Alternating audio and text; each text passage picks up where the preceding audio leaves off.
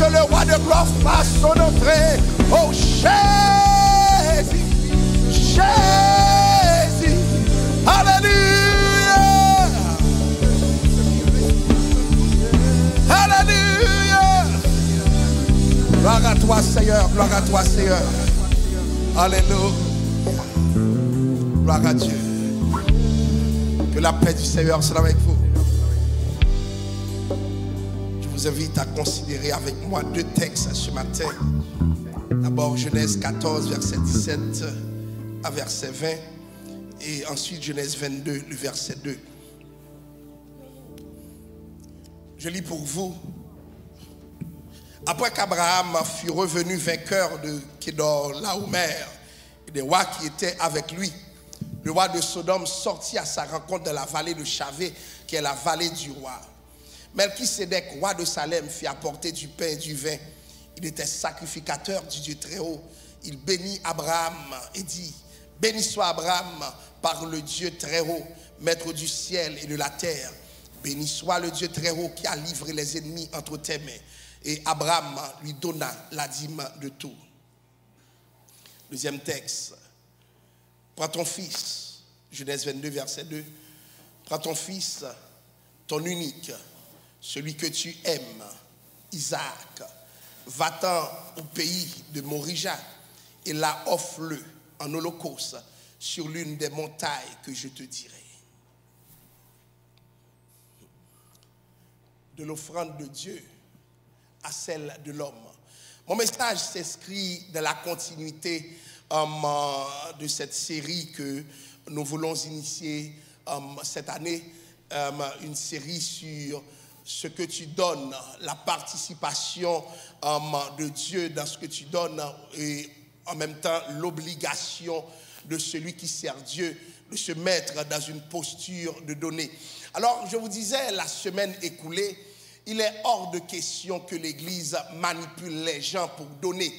Et je pense que c'est un exercice malsain auquel personne ne doit se soumettre parce que cela ne fait pas l'honneur de notre Dieu. Il est hors de question que l'Église soit un lieu où les gens donnent parce qu'ils ont été manipulés, parce que la manipulation, c'est quelque chose de malsain dans laquelle Dieu ne saurait prendre de plaisir.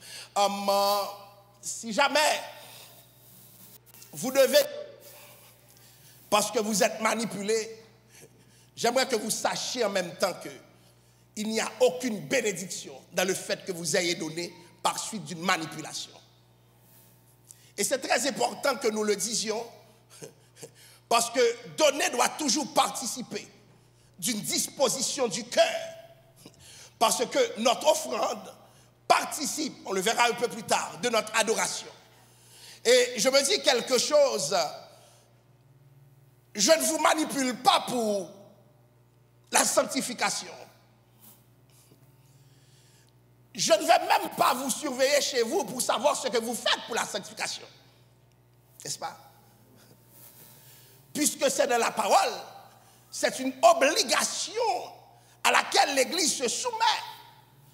Mais si quelqu'un pense que je vais à chaque bout de porte veiller ce que vous faites pour savoir si vous êtes sanctifié, je ne suis pas ce type de pasteur et je ne crois pas que la parole m'autorise à être invasif dans la vie de la personne. Ce n'est pas la parole. Le croyant est appelé à grandir, donc à prendre ses responsabilités devant Dieu. Hors de question de suivre tout le monde pour savoir qu'est-ce que vous réglez dans la vie pour que vous soyez en mesure d'être sanctifié. Je prends la doctrine de la sanctification entre autres. Je pourrais multiplier d'autres doctrines. Pourquoi? Les gens ne sont pas manipulés pour être sanctifiés. Mais lorsqu'il s'agit de donner une doctrine de la Bible, il faut asseoir une manipulation. Pourquoi il n'y a pas de stratégie ecclésiastique pour que les gens soient sanctifiés? Mais lorsqu'il s'agit de donner, il faut arrimer l'exercice avec quoi? Des manipulations, des théories sordides, des textes que nous sortons de toutes parts. Alors que dans la Bible, nous voyons des principes. Donc, lorsqu'il y a manipulation, premièrement, ces principes sont brisés. ces principes ne sont pas respectés, puisque la Bible dispose déjà de la manière de donner, de l'importance de donner. Pourquoi ne pas enseigner la parole? Pourquoi ne pas enseigner la parole? C'est quoi le problème? Je vais vous dire quelque chose. Le pire qui pourrait arriver, c'est que si les gens ne décident pas de donner, l'église ferme et puis tout le monde s'en va. Mais venir tordre la parole, jamais. Parce que je sais que Dieu peut susciter quelqu'un de n'importe où pour venir faire ce que personne ne peut faire, ou personne ne veut faire. Nous devons faire confiance à Dieu. Pourquoi manipuler pour quelques milliers de dollars pendant que la Bible dit l'or et l'argent appartiennent à Dieu? Dieu peut donner des millions, des milliards. Je vois dans toute manipulation un manque de confiance à un Dieu grand.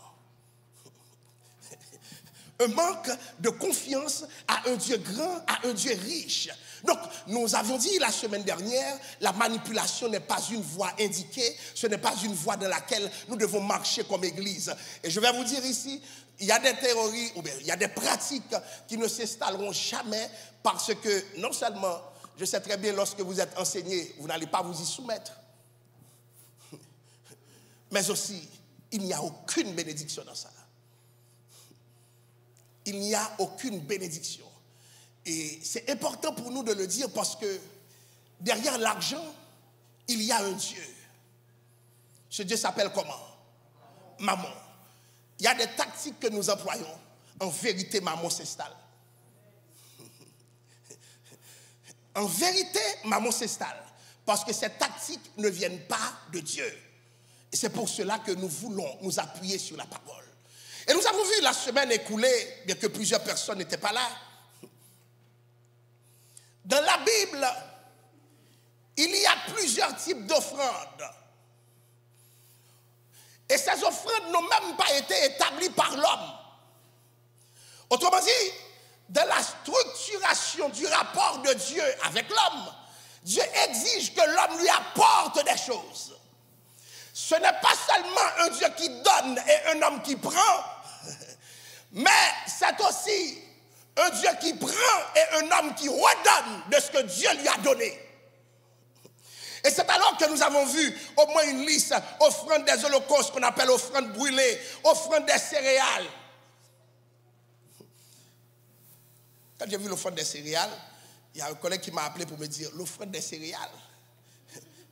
Lévitique 2, verset 1 à 16, Nombre 15, verset 1 à 10, vous verrez l'offrande des céréales, connue aussi sous le nom d'offrande de gâteau, qui était composée de céréales.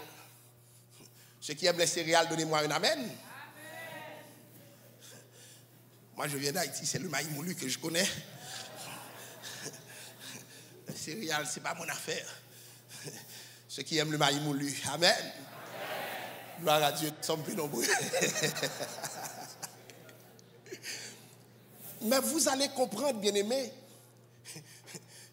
lorsque je regarde l'offrande des céréales, je me pose une question.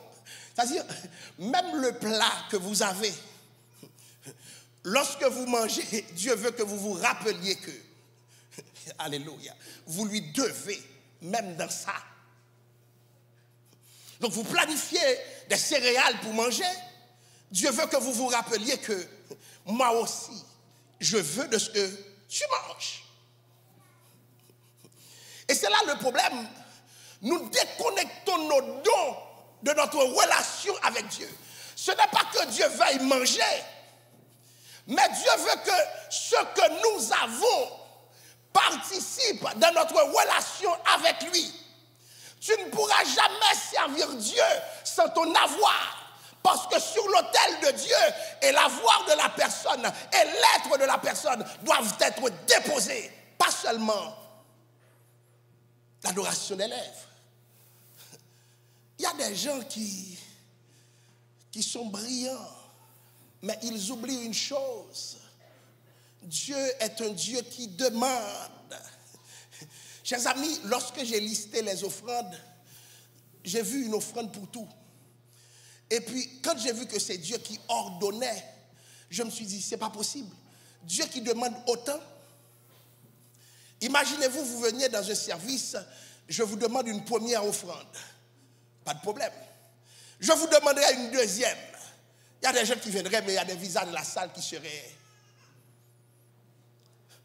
fâchés. Une troisième. Bon, il y a des gens qui commenceraient à se lever. Qu'est-ce qui se passe là? Et pourtant, bien aimé, lorsque je regarde la Bible, il n'y avait pas seulement un premier, un deuxième, un troisième, un quatrième, un cinquième. Non, il y en avait tellement de variétés. Mais pas des variétés que l'homme a choisies eux-mêmes pour leur décision stratégique, mais des variétés que Dieu a établies. Des offrandes pour tout. Le peuple d'Israël devait comprendre que le Dieu qu'il sert n'est pas un Dieu mesquin. Et dans le cadre de sa relation avec Dieu, le peuple lui-même devait apprendre à donner à Dieu. Et c'est pourquoi Israël sera toujours ce que vous voyez, en dépit de toutes les contradictions que nous observons aujourd'hui sur la scène publique internationale.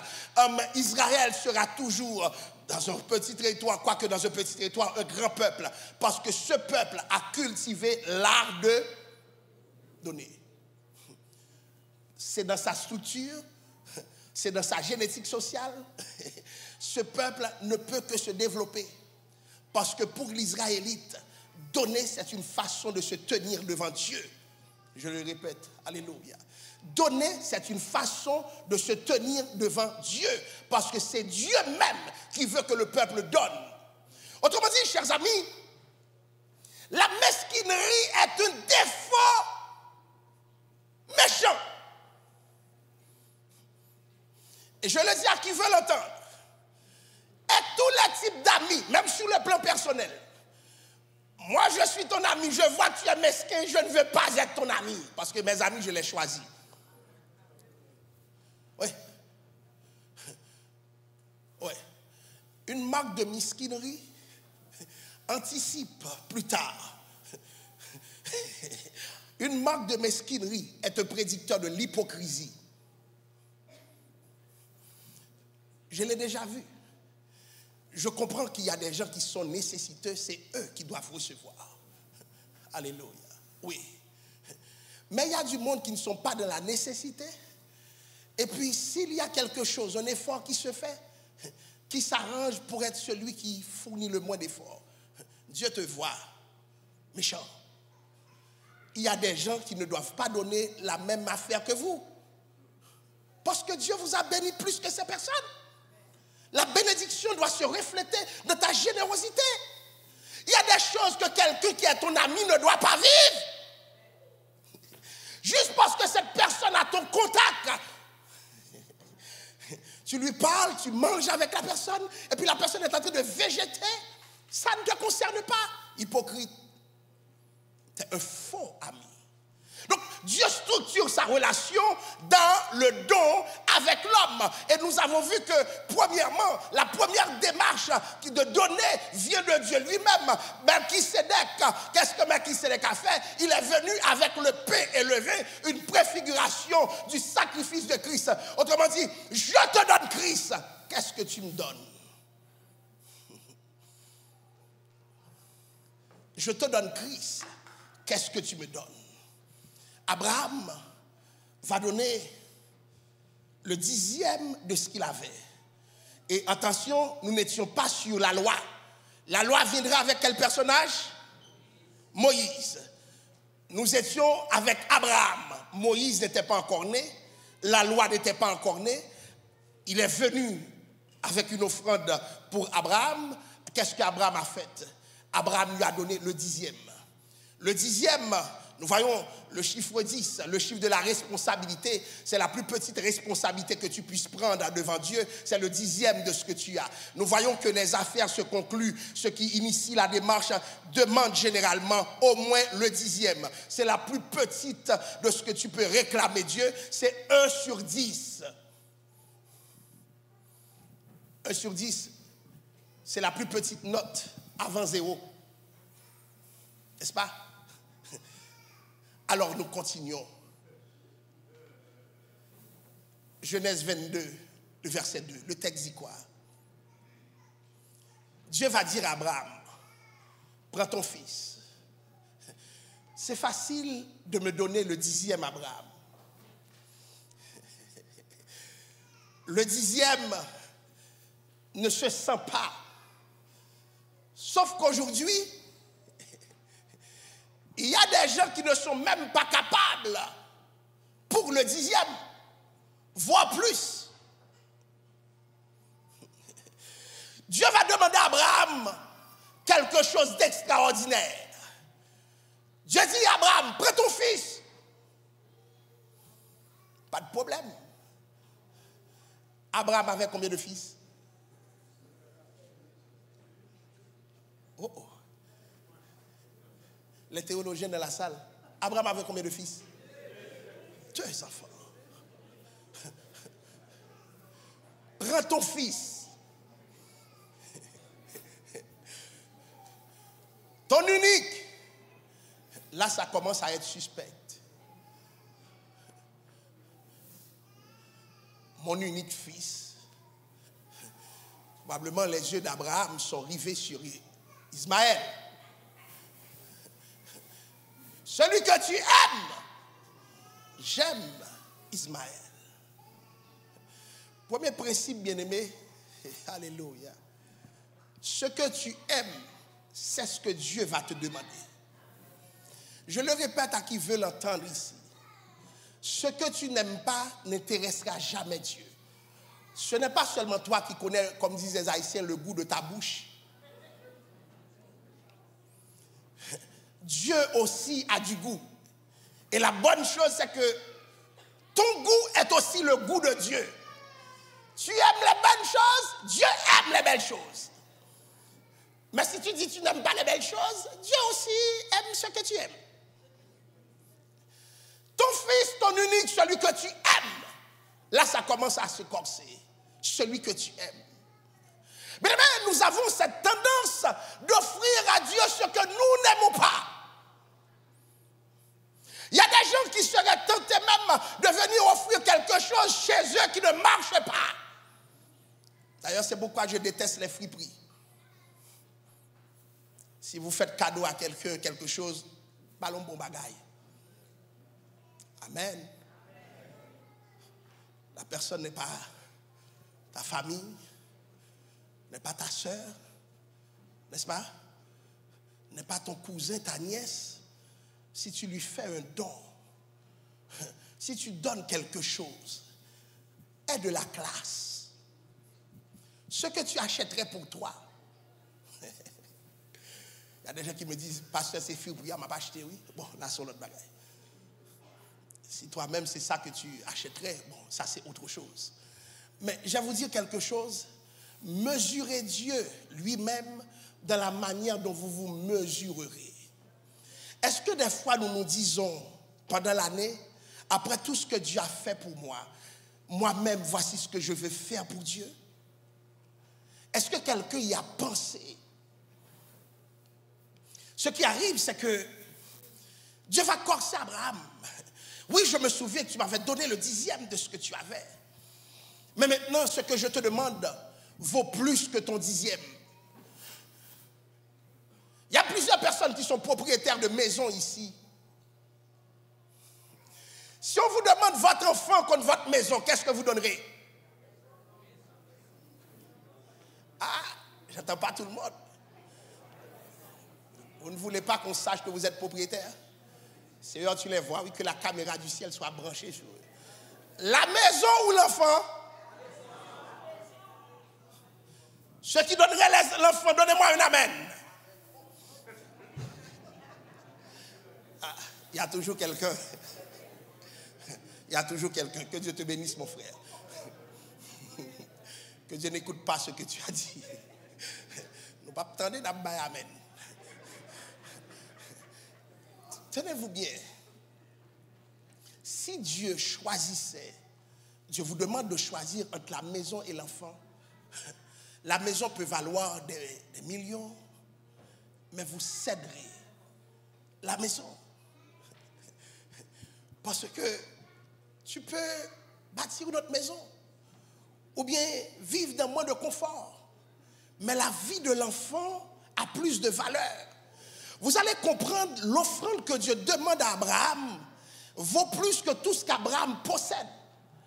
À une limite près, Abraham serait, je spécule pour le dire, et les parents qui sont ici dans la salle pourraient me le dire, un véritable parent serait prêt à mourir pour que son enfant puisse vivre.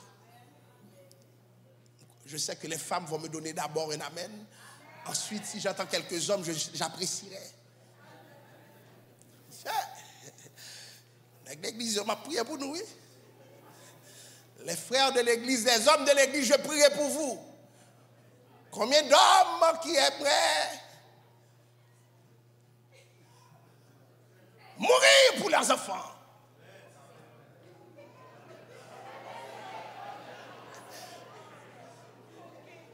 Les femmes de l'église, que Dieu vous bénisse de votre bon cœur. Amen. Quand maman est là, on mourir pour moi, maman. Comme quoi?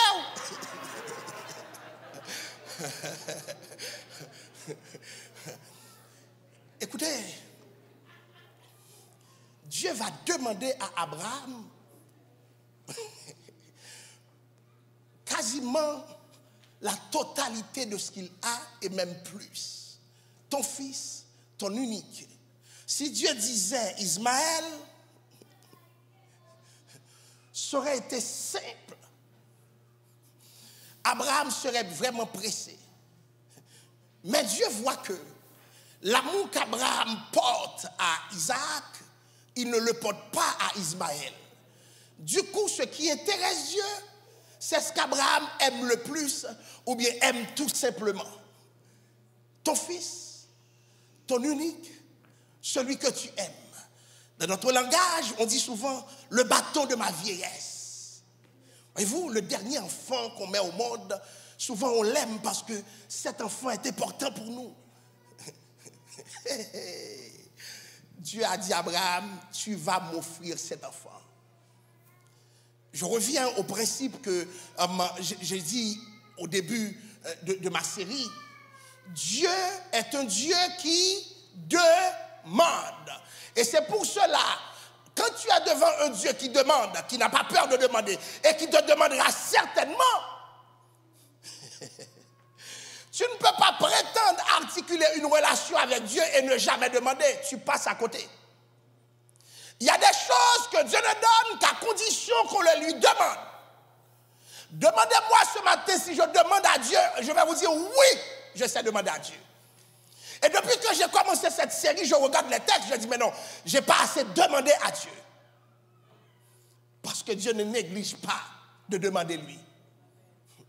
Tous ceux qui sont là, s'il y a quelqu'un qui fait des exigences, qui demande des choses, c'est Dieu. Et c'est pour cela que Jésus dira plus tard, demandez et vous, frappez et l'on vous.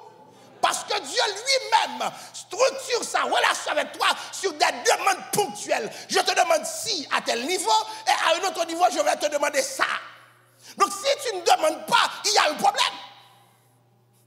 Il y a des gens qui disent, je suis serviteur de Dieu, je ne vais pas demander. Ça, ce n'est pas la parole.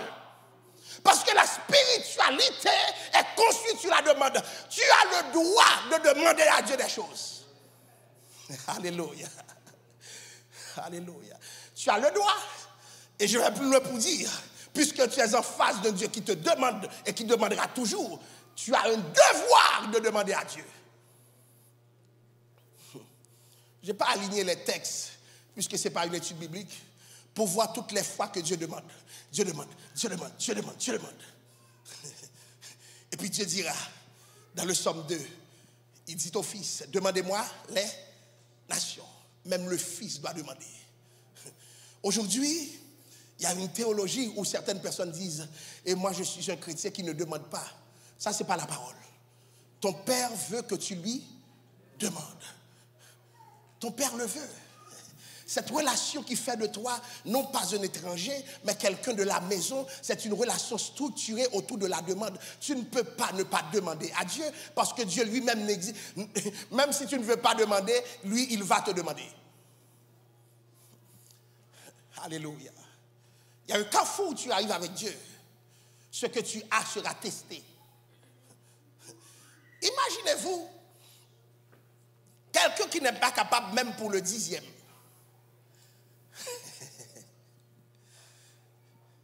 Prends ton fils, ton unique, celui que tu aimes, Isaac. C'est sûr, Abraham n'a pas pu parler à Sarah. Quel homme dirait à une femme, Dieu a demandé ton enfant. Ça ne passera pas. Ça ne passera pas. Le texte ne parle pas d'un Abraham qui informe. Il y a des choses que Dieu demande. Malheureusement, c'est dans le secret qu'on doit le régler avec Dieu. Je ne suis pas contre l'unité dans le foyer. Mais il y a des demandes faites par Dieu qui doivent rester de la discrétion de la personne avec Dieu. Ton fils, ton unique, celui que tu aimes, Isaac. Mes amis, je regarde mes enfants, je comprends la demande faite à Abraham. Je me dis, mais c'est qui cet homme? Et puis, Dieu lui a dit de prendre l'enfant. On pourrait s'attendre que Dieu va dire, voilà la bénédiction. Non. Va l'offrir en holocauste sur l'une des montagnes que je te dirai. Comme si Dieu, l'enfant que tu m'as promis, et puis tu veux le reprendre. La première leçon, chers amis, tout ce que nous avons ne nous appartient pas. Et s'il y a l'un des endroits qui fait la différence, c'est le cimetière. Je suis allé dans un enterrement.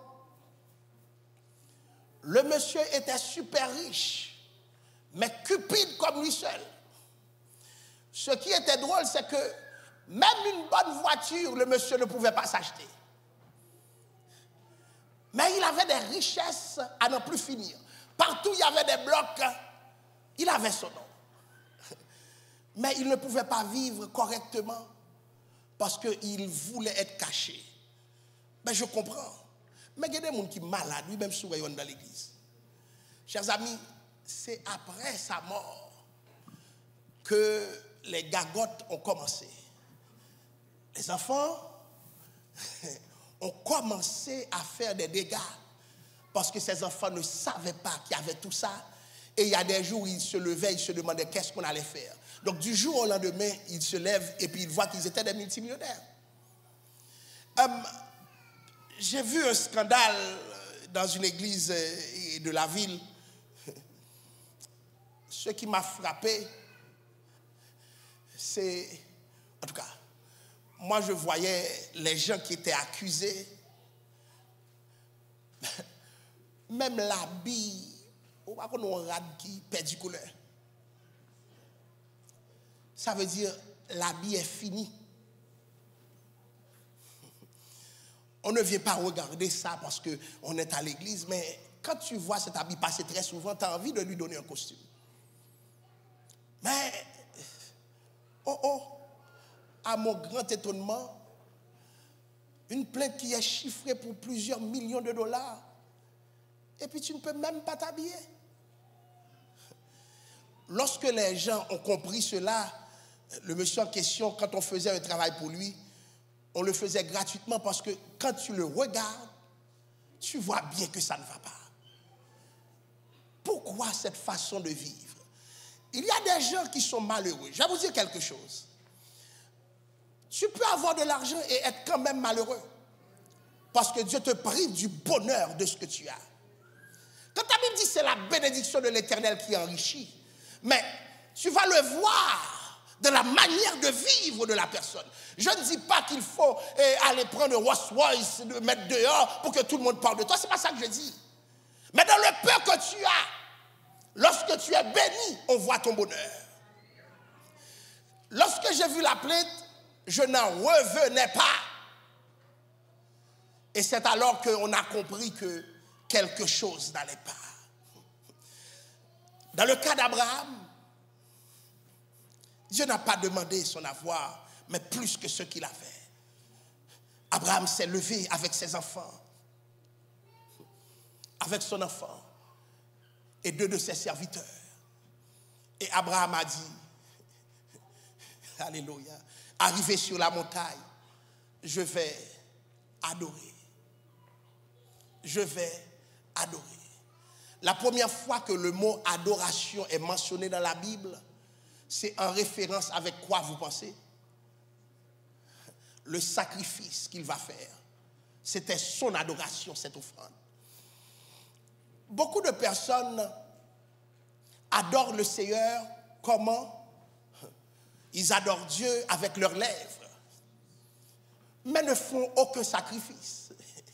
Je vais vous dire, il y a une partie de ton adoration qui est ce que tu donnes à ton Dieu. Et ce qui m'étonne, c'est que Dieu ne va pas refuser ce que tu lui donnes. Alléluia. C'est Dieu même qui veut que tu lui donnes. Il y a une partie de ton adoration qui est liée au fait que tu donnes. Donc c'est pourquoi je vous dis, le mesquin ne peut pas être un véritable adorateur. Et même plus, il vit une crise spirituelle, car la spiritualité est aussi dans le don.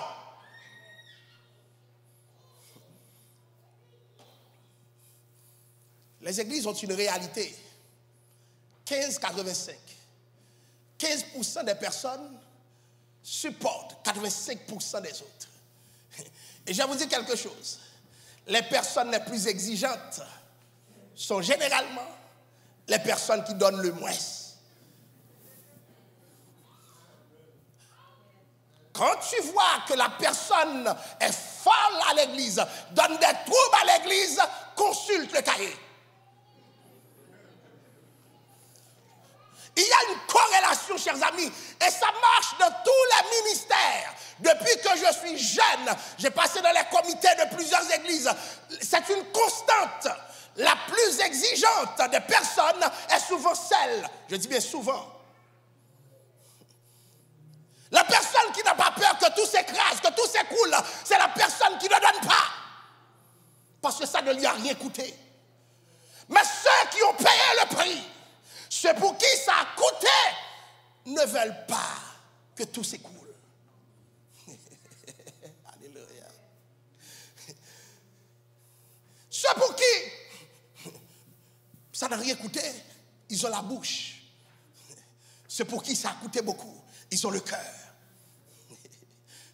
La relation avec Dieu ne peut pas se bâtir seulement de ce que tu dis, mais qu'est-ce que tu donnes? Alléluia. Abraham, là où je m'en vais avec toi, ce que je veux faire de toi, le piédestal sur lequel je veux t'élever, exige que tu donnes et que tu donnes quelque chose de grand à la hauteur de ce que je vais faire avec toi. Je veux tout ce que tu as et tout ce que tu es, Abraham. Je te dépouille de tout ce que tu peux aimer. Alléluia. Je te le demande comme offrande ce matin. Alléluia. Si je vous dis, venez chacun, $1000, $2000, plusieurs viendraient. Il y a d'autres qui diraient, le pasteur m'a pris en otage. Je connais un pasteur, son style, il commence à prier pour vous. Je demande à 10 personnes de passer devant. Et puis il dit à ces 10 personnes, par la foi, vous allez chacun donner votre première paix.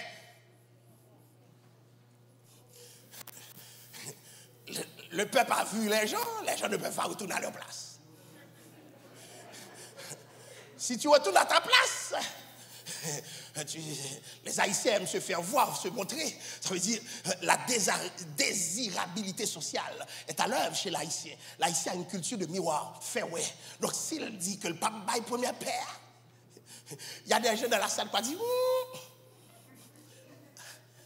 elle est mesquine, ses affaires ne sont pas trop bonnes, elle n'aime pas Dieu. Donc l'Haïtien va éviter cela, elle va rester quand même. Le prédicateur desistait. Ta première paix. J'ai vu le prédicateur lever sa main là. Que la caméra du ciel les filme. Mon dame qui déplaçait, tout, il tourne dans la place. Il ne peut pas prendre un film à ça. Mais je vais vous dire quelque chose. Qu'elle le donne. qu'elle ne le donne pas, c'est de la blague. Ça ne doit pas être la manipulation. Ça doit être la disposition du cœur. À un moment donné, tu dois sentir que Dieu te demande. Alléluia. Alléluia. Dieu te demande. Écoutez, aucune manipulation ne peut être soutenue par Dieu, car Dieu n'est pas un Dieu qui manipule. Dieu est clair dans ses exigences. Alléluia. Dieu est clair. Je ne vais pas vous prendre au piège. Je n'ai pas ce droit. C'est dérespectant. C'est malhonnête. On ne piège pas les gens au nom de Jésus. Les gens doivent être disposés. Abraham, je regarde ta disposition. Abraham se déplace avec son offrande. Je comprends le cœur d'Abraham parce que l'offrande lui fait mal. Alléluia. Il y a des choses que Dieu peut vous exiger dans vos finances qui doivent vous faire mal. Et ce sera votre disposition. Vous pensez que, écoutez, le même Dieu qui vous demande de vous sanctifier, il ne peut pas vous demander d'offrir? Ah oui? Il n'y a pas qu'à venir dans le corps pour le dire, bam! Oui, Dieu peut le faire. Alléluia. Est-ce qu'il y a des gens qui c'est déjà arrivé? Dieu te demande quelque chose que tu as. Et puis, tu sens que c'est Dieu. Ça m'est arrivé plusieurs fois. Et à chaque fois, c'est des choses qui me font mal. Et à chaque fois, c'est des choses au moment où je ne voudrais pas. Mais le problème, c'est que quand c'est Dieu qui te parle sérieusement, tu sais que c'est Dieu. J'avais envie de dire à un moment donné, Seigneur, est-ce que c'est toi? Et je sens une autre va me répondre, tu sais très bien. Je ne pensais pas à une offrande et puis j'ai senti que le Seigneur me demandait quelque chose. Ce n'est pas de la manipulation, mais c'est Dieu qui exige quelque chose de toi. Pourquoi Dieu parle aux gens de toutes sortes de choses? Et c'est rare que des gens disent que Dieu m'a demandé d'offrir. La culture, elle n'est pas là. Il y a des gens qui veulent plein de choses de la part de Dieu, mais qui ne veulent rien donner à Dieu. Tenez-vous bien, qu'est-ce qui va se passer dans le texte? Abraham va finalement offrir Isaac. Deuxième principe, il y a des choses que Dieu ne donne qu'à ceux qui donnent. Je vais vous dire quelque chose. Il y a des choses que Dieu n'a pour provision que pour ceux qui connaissent le principe biblique de donner. Ceux qui ne donnent pas, Dieu ne veut pas te donner non plus. Il se passe quelque chose actuellement dans la francophonie. J'ai reçu quelqu'un dans mon bureau et puis qui venait de l'Afrique, qui est propriétaire d'une chaîne de télévision et qui me demandait de me déplacer et qui a une couverture d'au moins de 8 millions de personnes. Et puis la première chose qu'il m'a dite, ces gens-là que vous voyez ont dépouillé mon pays. J'ai fait, mais comment? C'est l'évangile qu'ils prêchent. Il dit non, ils prêchent quelque chose qui est bon pour eux. Ils ont dépouillé mon pays. Dépouillé. C'est le problème que j'ai avec les évangéliques. Les évangéliques ont dépouillé l'Afrique parce que les gens ne sont pas enseignés, ils se laissent manipuler. Soyez enseignés. Ce matin, je vais vous dire, soyez enseignés. Dieu doit parler à votre cœur. Parce que c'est une disposition de votre cœur même qui doit vous pousser à donner. Alors, pendant la semaine, Dieu ne vous a jamais dit de donner. Pendant tout votre parcours avec Dieu, Dieu ne vous a jamais dit de donner. Il y a des gens, chers amis, pour l'année, c'est $50, oui, qu'il a donné.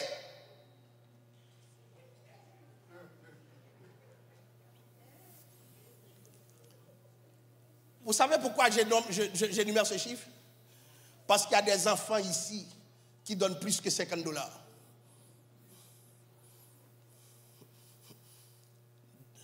Deux plats de nourriture. Et bien moi, je vous dis que Dieu vous bénisse avec vos $50. Mais vous n'êtes pas plus intelligent que Dieu. Vous savez, Abraham va offrir ce qu'il avait. Dieu n'est pas un Dieu seulement qui demande et qui prend. Dieu est un Dieu qui redonne. Parce que ce qu'il te donne, il peut le multiplier. Et c'est pourquoi l'acte de donner est un acte de foi à un Dieu qui retourne plus que ce que l'on lui donne.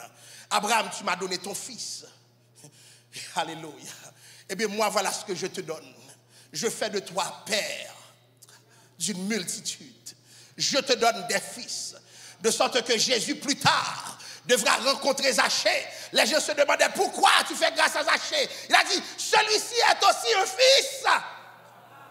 Alléluia. Abraham, tu es le père de Zachée, parce que tu es le père d'une multitude. Tu m'as donné un fils, moi je te donne des fils que tu ne pourras pas compter, parce que je suis un Dieu qui, alléluia, qui donne, mais qui redonne au centuple de ce qui m'est donné. Alléluia. Il y a des gens qui disent, mais rien ne m'est arrivé, puisque je ne donne pas. Si je vous dis que Dieu va casser votre cou, c'est de la manipulation. Oui, ce message ne fait pas mon affaire, mais je préfère que vous connaissiez la parole. Hein? Si je vous dis, vous ne donnez pas, Dieu va vous tuer. Mais ce que je sais, c'est qu'il y a un plafond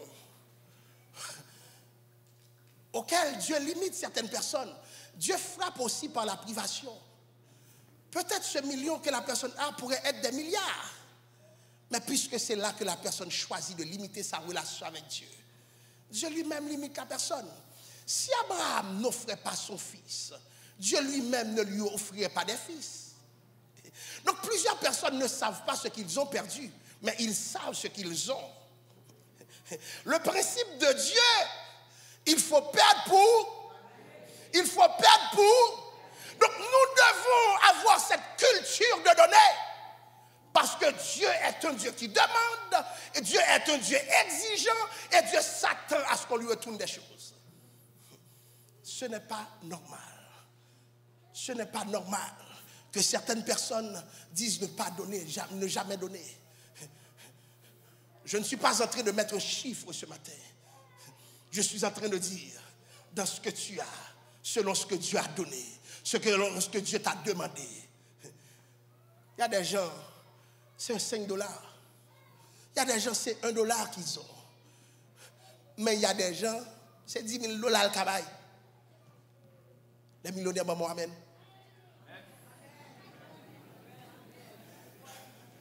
Les millionnaires, donnez-moi un amen. Oh.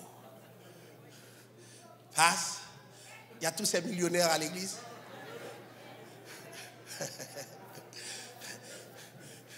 Que la caméra du ciel, les caméras du ciel soient mobilisées pour prendre. Et est-ce qu'on peut mobiliser ces caméras sur les amens pour moi de l'assemblée pour que je les voie?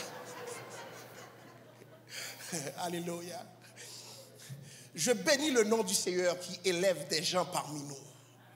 Je bénis le Seigneur qui fait en sorte que des gens parmi nous ont de beaux emplois. Je bénis le Seigneur pour des gens qui ont la résilience, pour des gens que Dieu a élevés et que Dieu continue de vous élever de génération en génération. Mais pendant que Dieu vous élève, n'oubliez pas d'élever Dieu lui-même. Pendant que Dieu vous donne, n'oubliez pas de donner à Dieu vous-même. Pendant que Dieu vous donne, alléluia, n'oubliez pas de prendre des engagements envers Dieu. Un Dieu généreux veut un peuple généreux. Je vous le répéterai. Je refuse la manipulation. Vous allez connaître la parole. Et si vous ne voulez pas donner, que Dieu suscite quelqu'un d'une autre génération. Que Dieu suscite quelqu'un dans l'assemblée. Parce que Dieu a toujours quelqu'un quelque part. Mais non à la manipulation. Et ce que je dis là, je le dis pour ces influenceurs des réseaux sociaux. Notre peuple est pris en otage. Ce qui se passe dans la communauté haïtienne, bien-aimés, c'est seulement à coup de manipulation que nos gens donnent. Donc il n'y a pas de bénédiction. Et je vais vous dire quelque chose. Je connais au moins 4 gros scandales ici à Montréal. La particularité de ces scandales dans des églises multiethniques, une seule particularité. Ce sont les Haïtiens qui se sont fait flouer. La plupart de ceux qui se sont fait flouer, ce sont des Haïtiens. Pourquoi? Parce que l'Haïtien croit de la manipulation.